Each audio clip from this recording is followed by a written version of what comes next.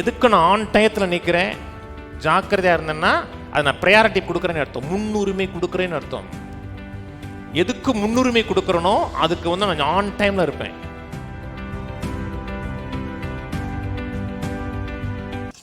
சில காரியத்தை லேட்டாக செய்கிறோம். ஏன் லேட்டாக செய்கிறோம்? ஆன் டைமில் இருப்பது கிடையாது. ஏன் சொல்லுங்கள். தவிர்க்க முடியாமல் சில நேரத்தில் லேட் ஆகிறது வேற, அது அன்அவாய்டபிள். ஆனால் தவிர்க்க முடியும் என்றிருந்தாலும் சில காரியத்தில் நம்ம ஆன் டைமில் இல்லைன்னா அந்த காரியத்தில் நமக்கு ஜாக்கிரதை இல்லைன்னு அர்த்தம்.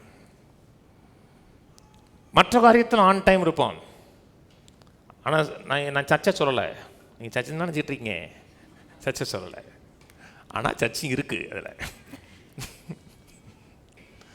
ஏதோ ஒரு காரியம் தவிர்க்க முடியாத வேற, அந்த காரியத்தில் அந்த அளவுக்கு நான் ஜாக்கிரதையாக இல்லைன்னு அர்த்தம்.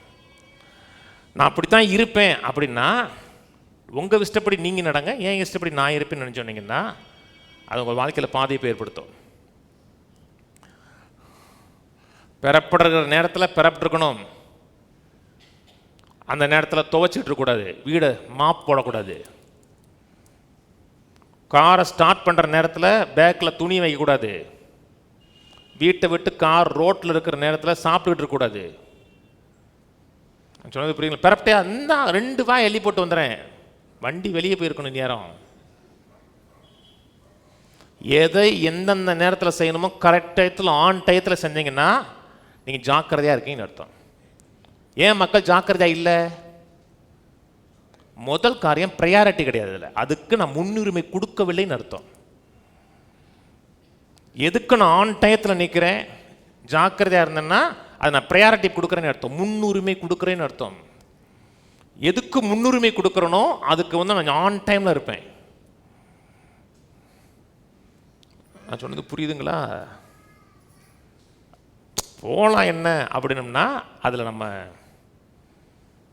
ஜாக்கிரதை காமிக்க அப்படின்னு அர்த்தம். செய்கிறோம், நல்லா கவனிங்க, உங்களை கண்டம் பண்ணுறதுக்காக சொல்லலைங்க, நான் உங்களை உற்சாகப்படுத்தி மாற்றுறதுக்கு தான் சொல்கிறேன். நான் வெறும் சர்ச்சுக்கு மட்டும் சொல்லலை. ஒரு ப்ராஜெக்ட் எடுக்கணும்னா கூட அந்த ப்ராஜெக்டில் நீங்கள் ஆன் டைமில் இருக்கணும், அவுட் ஆஃப் சீசனில் இருக்கக்கூடாது.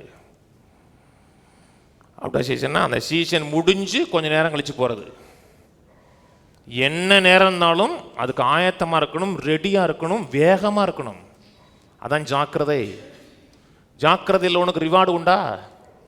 அவன் நீசனுக்கு முன்னாடி நிற்காமல் ராஜாக்களுக்கு முன்பாக நிற்பான் இருக்கு. ராஜாக்கு முன்னாக்குன்னா அவன் செய்கிற வேலை ராஜாவுடைய வேலையாக இருக்கும்.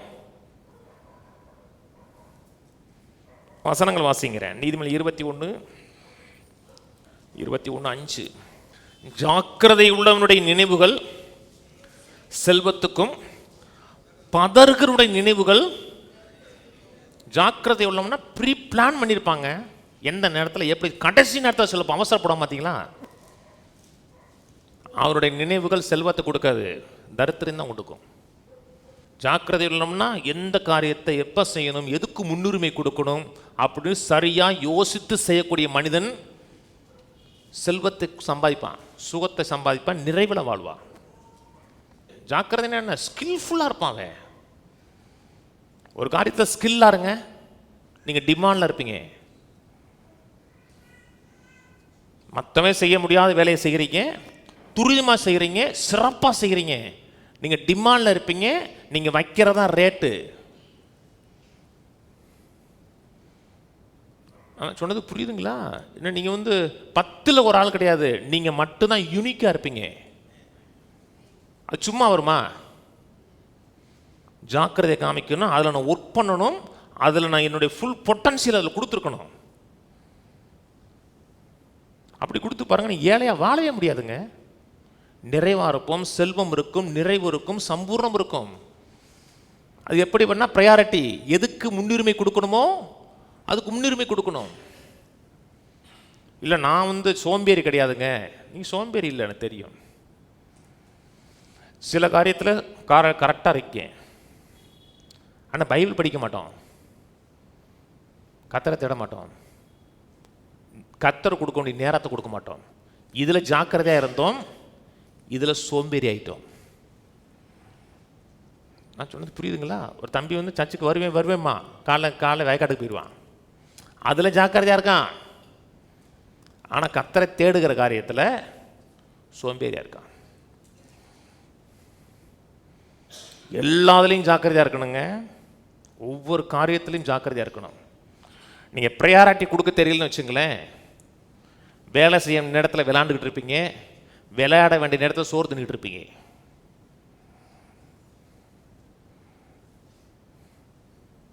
நான் சொன்னது புரியுதுங்களா? படிக்கிறோம்னா படிக்கிறத தவிர வேறு எந்த வேலையும் பார்க்கக்கூடாது. மைண்டு டீவியேட்டே ஆகக்கூடாது. ஏன்னா படிக்கிற நேரம் அது.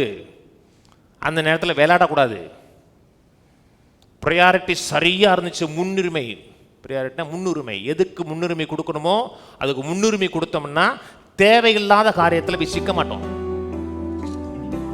நேரங்கள் வீணாகாது.